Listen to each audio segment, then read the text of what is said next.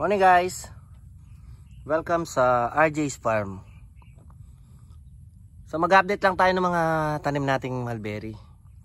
Bali ito yung Red Himalayan. Yan, na mulberry. So kung mapapansin natin, ngayon pa lang siya nagbunga. Dahil binili natin to marketed sa Mulberry Tarlac natin in order to. So ganito yung bunga niya. Parang uod, ayan, mahaba.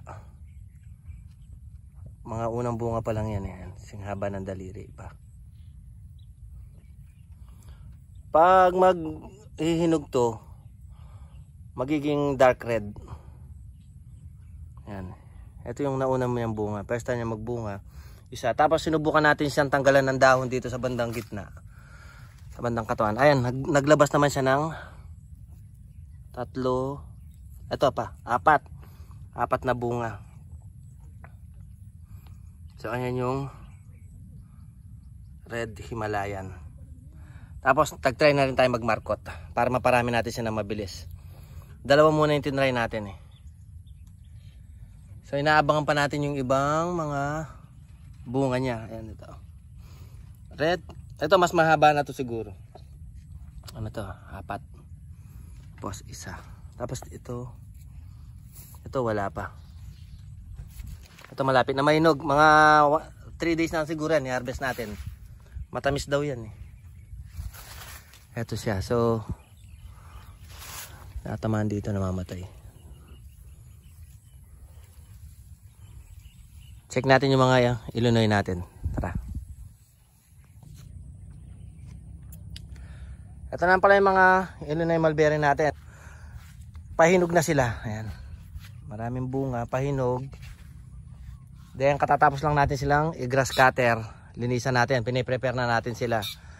Etong dito sa first batch na to, marami nang nahinog oh.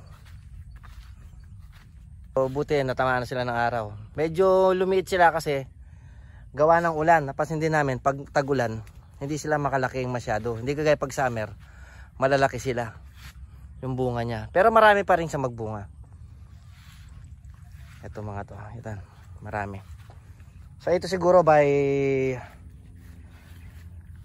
mid-October siguro natin pwedeng yan ito. Ayan sila, pwede na siya. Kaya doon sa mga nag-aabang-abang, malapit na natin silang ipa-harvest. Ayan. Medyo nahihirapan sila sa pagtag-ulan. Kasi sunod-sunod na ulan na naninilaw yung mga dahon nila.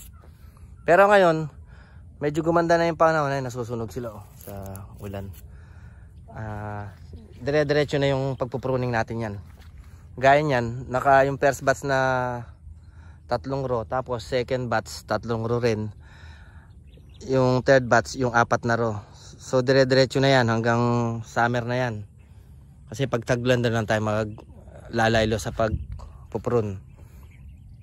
Ayan sila, may bunga na rin to. Nung last week lang to eh, last week lang natin pinrun to. Ito naman nung 5 days ago natin pinrun to. Ayan, may nag-bad break na. Tapos susunod natin to bukas siguro. Kasi tinatimingan lang natin na maganda yung panahon. Kasi hindi sila makabuelo. Ayan. Mapapansin nyo, wala na mga dahon. Ibig sabihin, gusto na nilang magbunga niyan. Kaya kailangan na natin muna silang itrim para bumaba. Tapos yun doon, nakapahinga. Mga after 1 month siguro doon natin ipuprune. Kasi kakatapos lang magbunga niyan eh. Tinry natin eh. Ito second pruning na to. Second time na magbunga na sila. So ayan yung view sa Mount Arayat. Ayan. Bali ito niyan, October, November, December, January, dire-diretso na siya. Tapos yung mga ubas na na-damage nung ipo-ipo, na nasira yung mga bunga tsaka mga bulaklak, tinry natin silang i-reprune ngayon kasi inabunan natin para i-condition para makahabol pa sa December, January na pagbubunga. And then magpapa pa tayo, yung mga Black Giant, Austerky na seedling, meron tayo available din sa farm. And then yung mga Illinois at saka yung natin, available pa rin yung Mulberry Tea and Mulberry Jam natin. Yan. PM na lang kayo sa page para sa order nyo, mga gusto mag-avail. Ito yung palang isang sign ng mga mulberry na gusto na silang magbunga. Kusa silang nagtatanggal ng dahon. Ayan, nagdidilaw. Then pag ginano mo na, matatanggal na agad. Oh. Ayan. Oh. Ibig sabihin gusto na nilang magbunga niyan. Nag-ano na sila, tatanggal. Ayan. So ito niyan, naka-schedule natin mga 2 weeks pa siguro. Kasi tatapusin lang natin ito para i-prune. Para dire-diretso na yung production natin. Kasi nung nagtag-ulan, medyo mahina eh. Kasi hindi sila makatubo ng maayos. Dahil pag tubo pa lang ng mga dahon nila, nabubulok na agad sila kasi gawa ng ulan. Tsaka hindi nasisinagan ng araw. So mas na natin dito, mas maganda yung summer. Ayun, yung ano natin, natumba din pala na gumilid yung dwarf ano natin. Yung dwarf sampalok. Ayan. Tapos yung ano yan,